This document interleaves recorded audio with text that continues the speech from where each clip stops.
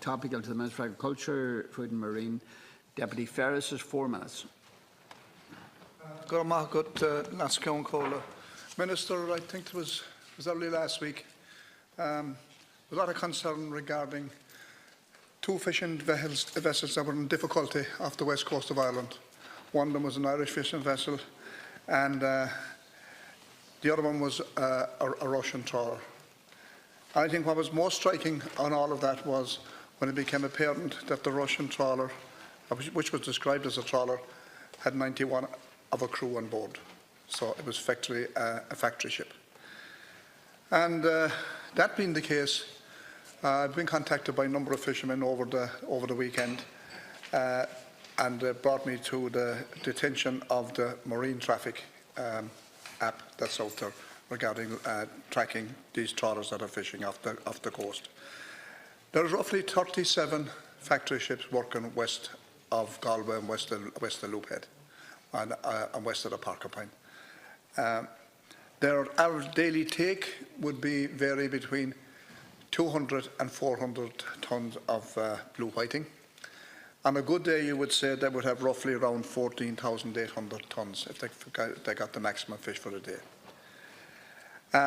The consequences of that, primarily for let's say for feedstocks and so forth within the environment, is obviously drastic, not alone the amount of fish that is being taken. I am told and I'm informed that there is no policing of it insofar as that they're not boarded. There's nobody on board to determine whether or not that they have what they're are declaring what they're catching and so forth, whether they're caught within or outside European waters, Irish waters. And obviously that leads to a lot of difficulties, particularly when you look at the Irish fishing fleet, sections of the Irish fishing particularly. And before I go any further, I want to commend you for your role regarding the 18 metres less regarding the 6 nautical miles. I think that was a very positive step to take. But there is an awful lot of fishing vessels in Ireland that are lack of quota, and some with no quota. That would have a historical track record, but maybe not updated for that they would qualify for it. So we're in a situation where you have these factory ships. I'm told as well that Norway has done a deal with the EU regarding factory ships from their country with access to European waters, and they've negotiated 250,000 tonnes of blue whiting. And the trade-off for that, it works around 30 tonnes of cod to the Irish fishing fleet. The very fact that, like the SFPA will tell you they're monitoring the situation, but how can you monitor factory ships that are working 150, 60, 80, up to 200 miles off the coast when you're sitting in an office in Clonakilty watching it on television? And that's effectively, that's the only monitoring that I know about.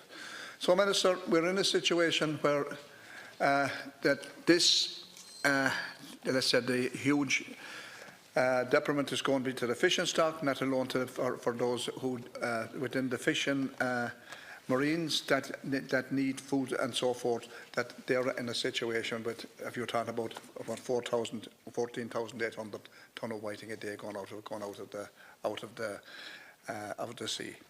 This needs to be investigated. I have suggested in the past, Minister, that every one of those boats that's working within the territorial waters, Irish and European territorial waters, size them, there should be a permanent member of the SFPA on board those ships to monitor it properly. And if that's not done, you're smiling at me now, but if that's not done, but if that's not done, you have a situation where there is no monitoring. There's no policing as such. You don't know what they're taking on board. You don't know the damage it is doing to the fish stocks in general. You don't know the eco damage that it's also doing. And effectively, what is needed is, and I stressed it before, I said it here years ago, that we needed to put some. There should be a mandatory obligation on a member of the SFPA on board these vessels. Minister Creed has 4 minutes. Ceann, I'd like to thank Deputy Ferris for raising this matter. Under the Common Fisheries Policy, non-European Union vessels are precluded from fishing in the waters around Ireland up to the 200-mile limit, other than under an EU agreement. For example, there is limited access provided for Norwegian and Faroese fishing vessels under reciprocal access arrangements. Russian and Icelandic vessels, those referred to in Deputy Ferris's topical issue submitted, are not allowed to fish inside the waters of the Irish 200 nautical mile exclusive economic zone, or indeed any waters of the European Union. Waters outside the 200-mile exclusive zone are considered to be the high seas and are open to all under international law, subject to certain regional management regimes between coastal states, for example the North East Atlantic Fisheries Commission. Up until our accession to the then European Economic Community and our declaration of the 200 nautical mile exclusive fishery zone in the 1970s, Russian factory ships and those from other countries were a common sight just 12 miles off our shore. At that time, the waters outside the 12-mile zone were high seas, and we had no legal means of restricting the activity of those large ships. Our membership of the European Union and the Common Fisheries Policy ensured that we were able to put in place a strong policy and legal framework to manage fishing sustainably. This provides the protection that vessels from third countries, such as Russia and Iceland, have no access to our 200-mile zone. Our waters and their fishing resources are therefore protected from any reoccurrence of the effective free-for-all which existed prior to our accession and establishment of the Common Fisheries Policy. Fishing access to the Irish exclusive economic zone is strictly controlled and monitored by the Naval Service and the Sea Fisheries Protection Authority in cooperation with our European Union partners. At wider European Union level, there is limited fishing access granted to some non-EU countries, for example Norway, as part of reciprocal fishing agreements, but no such arrangements exist in respect of fishing vessels from either the Russian Federation or Iceland. Vessels from all countries are of course free to use our port facilities in cases of force majeure, and normal freedom of navigation rules apply. As the Deputy may be aware from media reports, a Russian vessel is currently in Castleonbere for repairs. I've been informed that this particular vessel, while operating outside our exclusive zone, reported a damaged propeller and was towed to the south of Bear Island by another Russian trawler, where tugboats brought it into the bay. The vessel is under supervision of the Marine Survey Office personnel, pending completion of repairs to free the propeller and follow-up procedures. It is expected that this work will take some time to complete. I would like, Count Corley, just to refer to the issue raised by the Deputy in a broader context of factory ships. As you know, quota in Ireland is a public asset. It is not privately owned. And if we had privatised that asset many years ago, we would have far fewer trawlers now, and the smaller number would be big factory ships. We decided to keep it as a public asset and allocate it on the basis of fishing effort on an annual basis.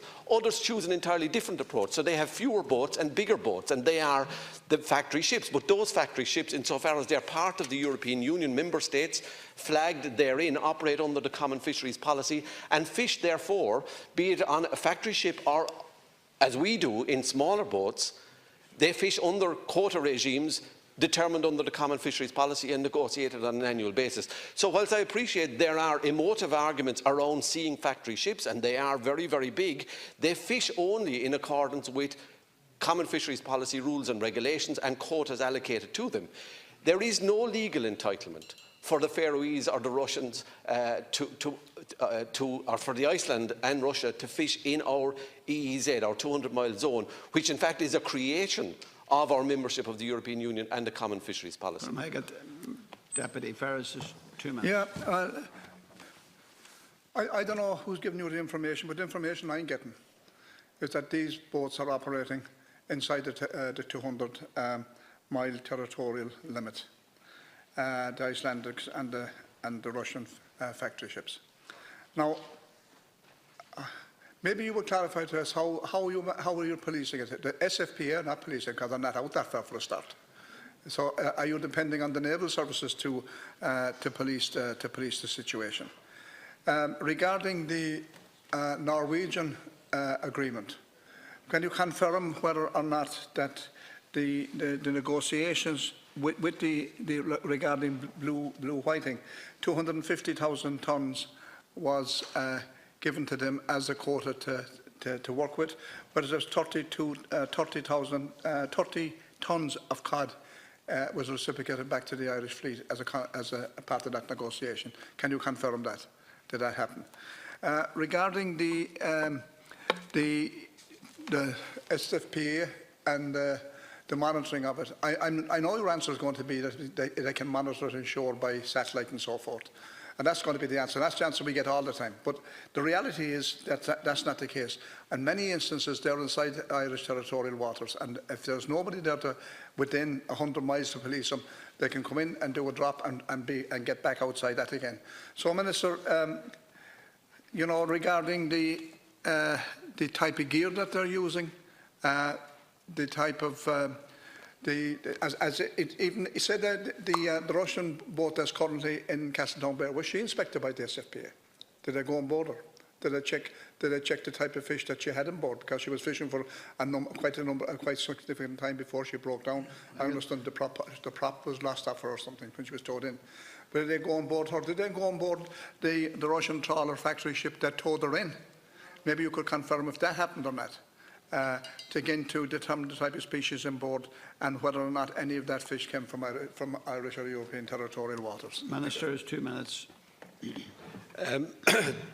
For the information of the Deputy, the regulation and policing of this area is determined under the Sea Fisheries Maritime Jurisdiction Act of 2006, and it's interesting to note in the context of that piece of legislation that I am specifically mentioned and prohibited from any involvement in the day-to-day management and supervision and operation of the enforcement regime, and that's, if you reflect on it, only right and proper. It is a function in that Act of the Sea Fisheries Protection Authority and the Naval Service, and I would invite you to visit Clonakilty, where they have, you know, an active capacity to monitor the movement of all ships within our 200 nautical mile zone. And my information is, in the context of that trawler that was towed into Castletownbere, is that its fishing endeavour was outside of our 200 nautical miles. I appreciate, you know, there is a tendency never to let the truth get in the way of a good story, and you know, you've told a good story here today, but the information is at variance with the facts, insofar as I am aware of them, and as conveyed to me by officials in my department. We, you know, are adamant that, you know, our fishing resource has to be adequately policed and monitored to make sure that the sustainable fishing of that resource means that it's not overfished and people only fish in accordance with the quotas that are allocated to them on an annual basis. There is some access for Norwegians on the basis of coastal state negotiations that happen in respect of certain species on an annual basis, mackerel, the pelagic sector in particular. And that's a reciprocal arrangement. The access that the Norwegians have is to Area 6 west of Scotland, but north of the line of latitude 56 degrees, roughly in line with Edinburgh, if you can envisage in the Scottish map. But they are reciprocal arrangements in terms of EU negotiations and EU member states having access to Norwegian waters and Ferris waters in those circumstances. So these are governed by international negotiations when there are issues between coastal states and the European Union are at play. But to come back to the core point which you raised, there is no access to the Russian Federation or to Icelandic boats in EU waters. Though it has been sought in the negotiations, but resisted on all occasions. To the next.